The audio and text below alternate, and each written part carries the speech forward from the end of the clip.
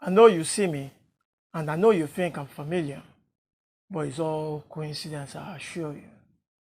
Your name is Mojo, and I'm here to tell you what I went through last week.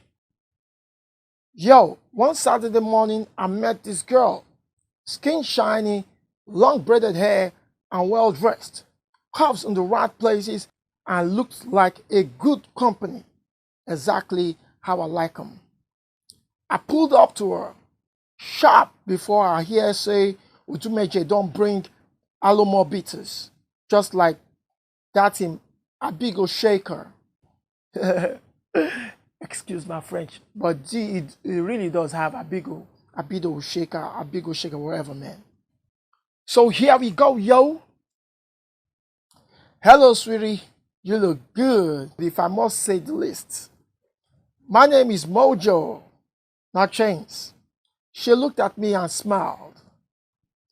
Now, it's important to note that I prefer to keep things simple based on previous experiences with some chicks, you know. A babe might look hot and be dripping from all sides, but she don't understand all that English you be bringing. Matter of fact, the more of it you speak, the more you get her angry. I'm talking about locals from Nigeria, man. They be fronting like they come from the States, but they ain't shit. Anyways, at that junction, you keep pumping them English, and it might most likely not work for you, you know. But then that's a story for another day. She said thank you, and I smiled back at her, this time with a more decisive intent, because that response just gave me my passport, the green light. And you know what I'm talking about, if you play. That smile just gave me the green light on what to do next. But first, we had to replenish and activate our chakra. So I asked, do you mind if we have a cup of coffee together or something light? Typically of a Nigerian girl, she said, no problem. That was the problem. But I didn't quite get it then, and I couldn't see it either. And guess what? I paid the price. We made our way to Village Bar, a popular inn somewhere in the Bador area. Oga welcome, the waiter greeted me as we entered the restaurant. Then he helped us settle down and took our orders.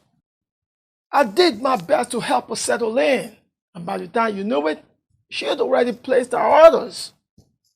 Woo! What a girl!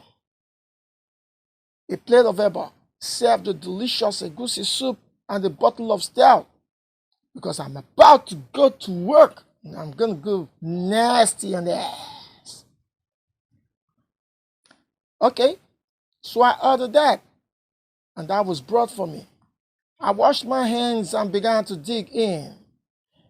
Then Haas came, a plate of rice accompanied with a bottle of stout, neatly arranged in a tray. Woo!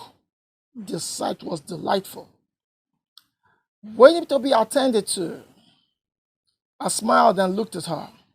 She looked shy, but eventually she summoned the courage to pick up the cutleries and was feeding herself in the most decent way I've ever seen, in very small chunks, like a baby. Oh, it was wonderful. Then came my first mistake of the day. Actually, my second mistake of the day. When you think about it, there is no need to stand on ceremony nor come to impress anyone. You must be very hungry. Feel free to act and eat as you please. I told her. What an idiot. She paused and looked at me with the force of a V8 engine.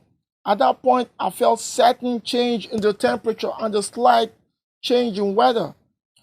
Small patches of smoke began forming, as it would seem, and when I looked back, it was her, but with a difference. Our eyes like that of a Dracula, very hungry, hungrier than ever. She paused and looked at me, almost expressionless. as if she was a program loading 60, 70, 80, Cut 90. the crap and stick to the script.